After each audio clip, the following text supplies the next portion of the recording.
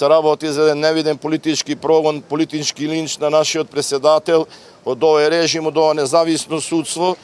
така наречено работи партиски, се знае зошто и како, бидејќи кога е видризува нашиот председател, оваа власт има страф од нашиот председател, бидејќи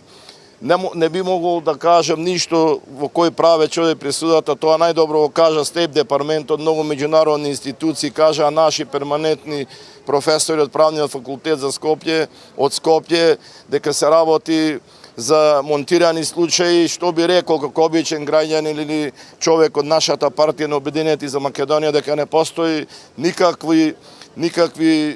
докази за некаква одговорност на нашиот председател, како што кажав, тоа го кажа и во првото дело, најиминентни луѓе што разбираат таа проблематика, го кажа, мораме за прв пат и да се пофалам, и апелација, која се едно четиво, да речем, за мали деца го врати пресудата на основен суд, и ние очекуваме ослободителна пресуда за нашиот председател и за сите што се обвинети за овој случај како колатерална штета, бидејќи се знае целта ново измачување на овие луѓе, нашиот председател да не биде на слобода.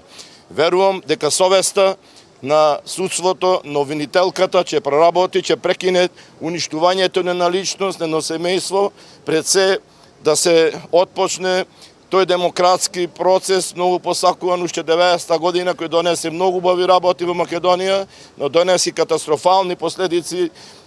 пред се во името на нашиот председател. Гледате на каков начин се измачува во Идризово.